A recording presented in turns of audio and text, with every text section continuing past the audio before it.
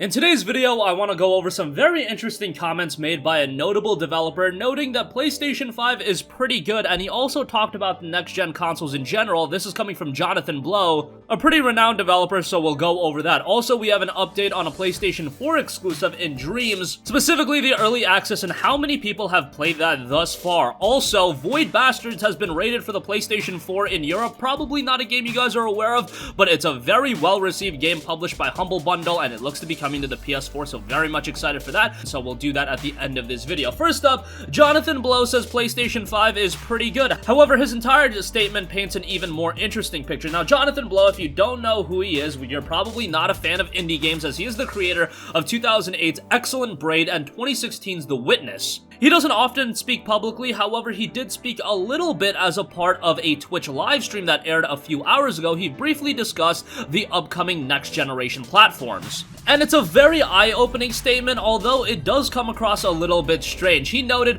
"I'm excited about some consoles in the next generation. Let's put it that way. PlayStation 5, or he says PS5, is pretty good." Now, people are going to dissect this a multitude of different ways. So when you take a look at next generation, there are really only two new consoles coming, that being the next Xbox and, of course, PlayStation 5. Xbox Series X and PlayStation 5. Him noting PlayStation 5 is pretty good means that he's probably impressed with the PlayStation 5. However, what does that mean for the next Xbox, the Xbox Series X? Did he get his hands on the hardware for the Series X? Was he left a little bit unimpressed? Does this point towards something about Google Stadia? Even the Nintendo Switch, Nintendo Switch, technically speaking, is going to be a part of the next generation. And how he utilizes verbiage here, he notes he's excited about some consoles. While there are only two consoles, some would indicate there are also some other consoles he isn't that impressed by. So what does this even mean? What it does mean is he's impressed by the PlayStation 5, at least noting that it is pretty good. What does he think about the next Xbox? He doesn't go into that. However, why would he specifically single out the PlayStation 5 and say nothing about the Xbox Series X? That's a little bit strange. I also offer you guys this. The Witness, which was Blow's last game, turned out to be a timed PlayStation 4 exclusive, as the game designer and programmer was able to approach Sony when the console was still under development, while the same proved impossible with Microsoft and its Xbox One. So this might just come from some personal experience from Jonathan Blow. Maybe he now is a little bit more partial towards Sony and PlayStation. I don't necessarily know. However, it is very much an interesting statement. And if you go on social media right now, a statement that people are trying to dissect 5 ways from Sunday, so I really don't know what to make of it. Hey, at least Blow is relatively impressed by the PlayStation 5 by the looks of it. Alright, moving on from that, let's give you guys an update on a PlayStation 4 exclusive, an upcoming one that not a lot of people are talking about. I say upcoming, however, Dreams by Media Molecule is already in early access, and details are a little bit scarce on how exactly the game is doing in this early access period. I think it's pretty good. However, Dreams is a game that's just going to get better and better over time. This is a game that is really reliant on the community. Media Molecule will offer a single-player mode. However, their real goal is to offer the consumer a good creation suite, offer them ways to discover games, discover creations. That's really the imperative from them. However, Media Molecule's communication manager did confirm that around 100,000 people have joined Dreams' early access, so that would make you think the game has sold about 100,000 copies, maybe a little bit less than that if people are game sharing or something. However, that came on the way of the November 25th episode of the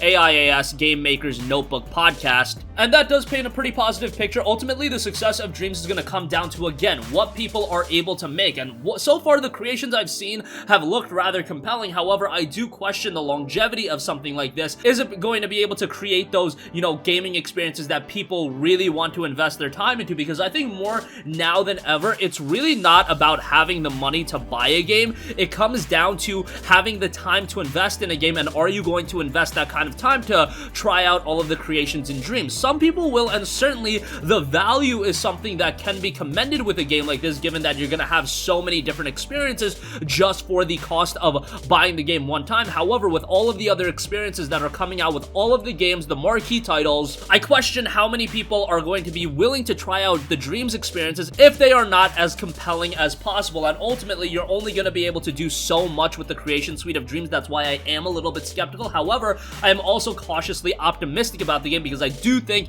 it can be revolutionary revolutionary in that sense, and I think Media Molecule understands how to make a game like this work. They made Little Big Planet work, and Little Big Planet was amazing. However, Dreams is definitely a step above that in terms of trying to take that creation idea to the next level. Media Molecule is all about that. They really want to focus on that idea of making a game a creation suite, and Dreams is really the ultimate example of that. Come 2020, now that we're in the year, you know, the exclusives that most people are looking forward to, you've got The Last of Us Part 2, Ghost of Tsushima, but do not sleep on Dreams. It could be a sleeper hit. I shouldn't even have to say sleeper, because Media Molecule have delivered great games. Little Big Planet 1, a lot of people didn't see the quality of that game coming, but man, that was arguably the best PlayStation 3 exclusive ever. I necessarily wouldn't go that far, but definitely some people would think that, and it was a phenomenal game. I really hope that Dreams has a certain level of success, because I do think this is going to be a game release that is sandwiched between Last of Us Part 2 and Ghost of Tsushima, and yeah, that could be a little bit of a train wreck, just coming in between those games, but I'm really hoping for the best out of that one. And again, 100,000 people trying out the game in early access, that is pretty exciting. Alright, next up, Void Bastards has been rated in the European Ratings Board. And if you're unfamiliar about the game, it's a strategy first-person shooter inspired by BioShock and System Shock 2, which first launched for Xbox One and PC in May of 2019. A PlayStation 4 version has officially yet to be announced. However, when these ratings boards do come out with these ratings listings, usually 9 out of 10, I should probably say like 99 out of 100 times, it does come to fruition. I can't remember the last time something was listed on a ratings board and then didn't come to fruition, but Void Bastards, again, inspired by BioShock and System Shock 2, which probably already has you immediately excited if you're familiar with those two games. Void Bastards is a revolutionary new strategy shooter that will test your wits as well as exercise your aim. Can you lead the misfit prisoners of the Void Ark through the derelict spaceships and myriad dangers of the Sargasso Nebula? The game was received really well. Steam, it's got 2008 user reviews. 88% of those reviews are positive, 80 on Metacritic, so all of that is really good. Recent reviews, 138 user reviews, 89% positive. The game is discounted right now as a part of the Steam sale. However, it did release at $29.99, so a little bit of a hefty price. However, aesthetically, this game looks awesome. Definitely when I saw this game visually, it immediately captivated me, and it does note that Void Bastards features a 12 to 15 hour campaign that you can complete with an endless supply of prisoners, each with their own unique traits. When one dies, another steps forward to carry on the fight. Don't worry though, as any crafting progress you made is retained from one to another. Navigate your tiny escape pod through the vast nebula, flee from void whales and pirates, and politely avoid the hungry hermits. All the while, you must keep scavenging for the food, fuel, and other resources that keep you alive. Move carefully through the dangerous ships, searching for supplies and manipulating control systems. React to what you find. Will you detour to the generator to bring the power back online, or will you fight your way into the security module to disable the ship's defenses? Choose carefully when to fight, when to run, and when to be a bastard.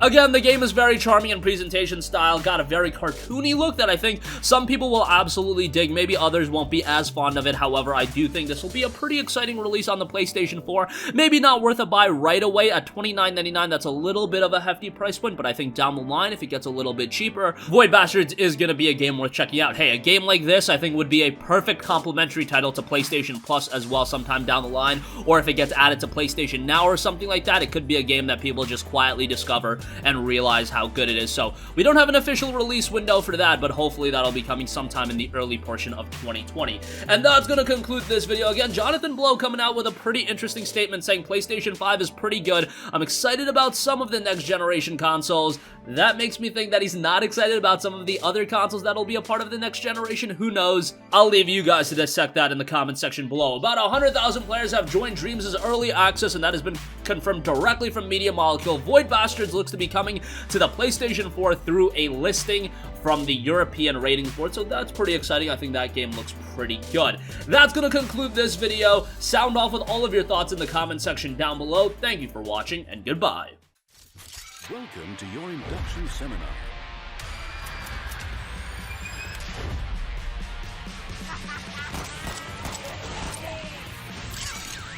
Come in so I can give you a hug.